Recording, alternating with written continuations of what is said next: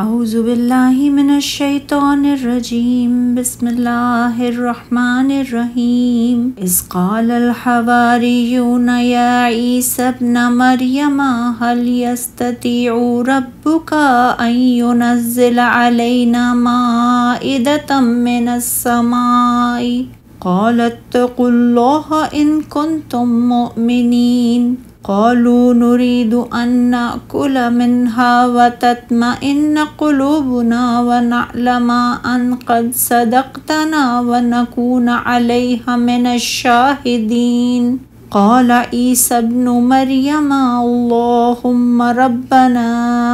أنزل علينا مائدة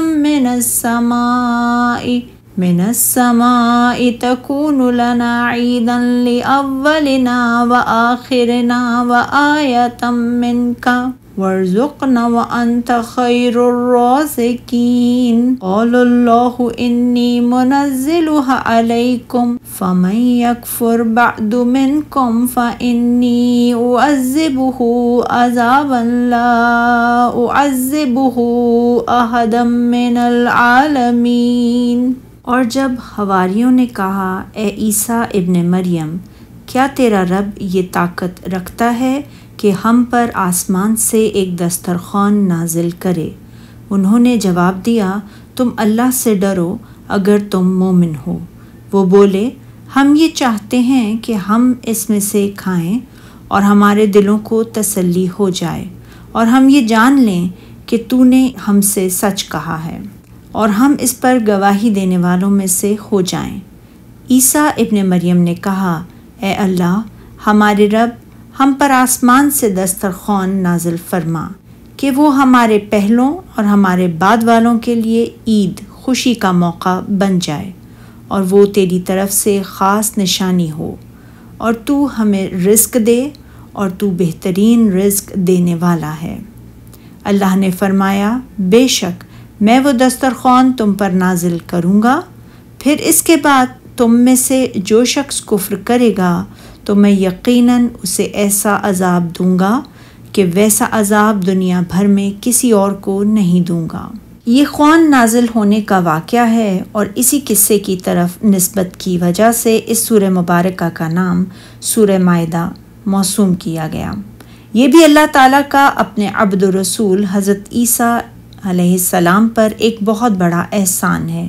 کہ اس نے ان کی دعا قبول فرماتے ہوئے آسمان سے خوان نازل فرما کر اسے بھی حضرت عیسیٰ علیہ السلام کی نبوت کی ایک ٹھوس اور قطعی حجت و دلیل بنا دیا۔ وہ قصہ بھی یاد کرو جب حواریوں نے کہا، حواریوں سے مراد حضرت عیسیٰ علیہ السلام کے پیروکار ہیں، اے عیسیٰ ابن مریم، کیا تمہارا پروردگار طاقت رکھتا ہے کہ ہم پر آسمان سے طعام کا خوان نازل کرے؟ مائدہ اس خوان کو کہتے ہیں جس پر طعام ہو۔ بعض علماء نے ذکر کیا کہ اپنے فقر و حاجت کی وجہ سے انہوں نے یہ سوال کیا تھا کہ اللہ ان پر کھانے کا ایک ایسا خوان نازل فرما دے جسے وہ کھا کر عبادت کرنے کے لیے طاقت و قوت حاصل کر سکیں۔ عیسیٰ علیہ السلام نے کہا، اگر ایمان رکھتے ہو تو اللہ سے ڈرو۔ مسیح علیہ السلام نے انہیں یہ جواب دیا کہ اللہ سے ڈرو اور یہ سوال نہ کرو کیونکہ ہو سکتا ہے کہ یہ تمہارے لیے آزمائش بن جائے، لہٰذا اگر صاحب ایمان ہو تو طلب رزق کے لیے اللہ تعالیٰ کی ذات گرامی پر توکل رکھو۔ وہ بولے، ہم یہ چاہتے ہیں کہ ہم اس میں سے کھائیں کیونکہ ہمیں کھانے کی ضرورت ہے اور ہمارے دل تسلی پائیں۔ جب ہم آسمان سے اپنے لیے رزق نازل ہوتا ہوا دیکھیں گے تو اس سے ہمارے دلوں کو اطمینان نصیب ہوگا اور ہم جان لیں گے کہ تم نے ہم سے سچ کہا ہے۔ اس سے آپ کے ساتھ ہمارے علم ایمان اور آپ کی رسالت کے علم میں اضافہ ہو جائے گا اور ہم اس خوان کے نزول پر گواہی دینے والوں میں سے ہو جائیں گے،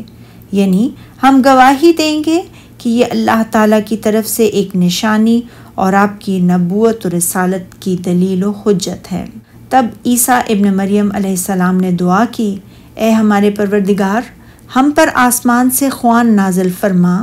تاکہ وہ ہمارے اگلوں اور پچھلوں کے لیے عید خوشی کا موقع قرار پائے۔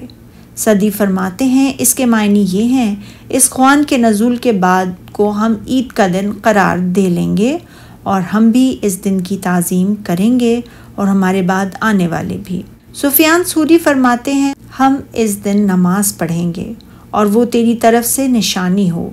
اس بات کی نشانی کہ تجھے تمام چیزوں پر قدرت حاصل ہے اور تو میری دعا کو بھی شرف قبولیت سے نوازنے پر قادر ہے، اور اس سے یہ لوگ اس دین کے سلسلے میں جس سے میں تیری طرف سے ان تک پہنچا رہا ہوں میری تصدیق بھی کریں گے، اور ہمیں رزق دے، کسی محنت و مشقت کے بغیر اپنے پاس سے مزیدار رزق عطا فرما، اور تو بہترین رزق دینے والا ہے۔ اللہ تعالیٰ نے فرمایا یقیناً میں تم پر خوان نازل فرماؤں گا، لیکن جو اس کے بعد تم میں سے کفر کرے گا، عیسیٰ تمہاری امت میں سے جو اس کی تکذیب کرتے ہوئے عناد کا اظہار کرے گا، تو پھر بے شک میں اسے ایسا عذاب دوں گا کہ اہل عالم میں سے کسی کو ایسا عذاب نہ دوں گا،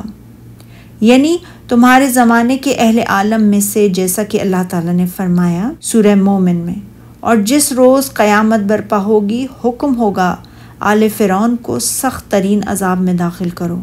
اور فرمایا سورہ نساء میں کچھ شک نہیں کہ منافق لوگ دوزخ کے سب سے نچلے درجے میں ہوں گے۔ ابن جریر نے حضرت عبداللہ بن عمرو رضی اللہ تعالیٰ عنہ کی روایت کو بیان کیا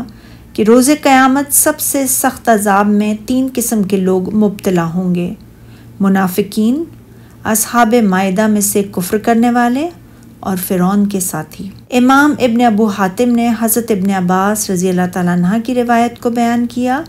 حواریوں نے جب حضرت عیسیٰ علیہ السلام سے یہ کہا کہ آپ اللہ تعالیٰ سے دعا کریں کہ وہ آسمان سے ہم پر خوان نازل فرما دے، تو فرشتے اس خوان کو اٹھا کر نازل ہوئے،